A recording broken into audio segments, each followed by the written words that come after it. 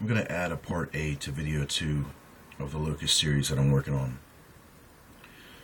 There's so much information, there's so much proof that I can't put it all in these 4-minute segments of videos. So once in a while I add a part A, B, or C to a particular video that I feel needs more information, and I can provide more information for what we're talking about in that video. You're looking at Joel 2. We're going to focus on these 2 verses concerning, once again, the appearance of this army. And as we've said, that this is the very same army of the Locust in Revelation.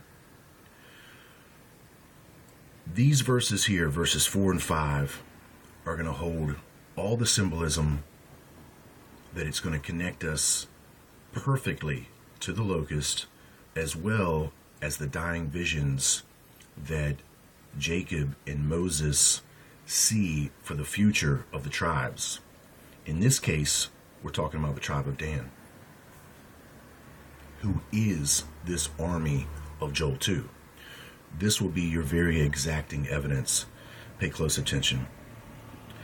The appearance of them is as the appearance of horses, and as horsemen, so shall they run. Now, we connected this already with what Jeremiah described as being the horses, or the neighing was heard from the horses of Dan. Like the noise of chariots on the tops of mountains shall they leap, like the noise of a flame of fire that devoureth the stubble, as a strong people set in battle array.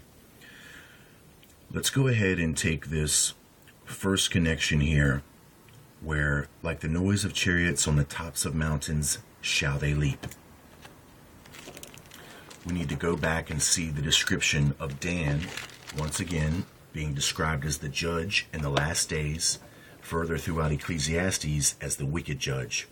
Listen to the way that Moses describes in chapter 33 of Deuteronomy, verse 22, once again, double. And of Dan he said, Dan is a lion's whelp, he shall leap from Bashan. A lion's whelp is basically a young lion. And as we described, that is the symbolism for those descendants of the sons of God. It says he shall leap from Bashan, or Bashin. I don't pronounce that correctly, but that word here is literally the land of giants, which is quite fitting for these Nephilim children that were considered giants. He shall leap from Bashan. Okay, lion, and he shall leap. Listen very closely. Like the noise of chariots on the tops of mountains shall they leap. Shall they leap. This is Dan, just as Jeremiah described Dan. The connection to leap is there. Like the noise of a flame of fire that devoureth the stubble. Okay, the noise of a flame of fire is associated with them. Listen very closely. And thus I saw the horses in the vision, and them that sat on them having breastplates of fire and jacinth and brimstone.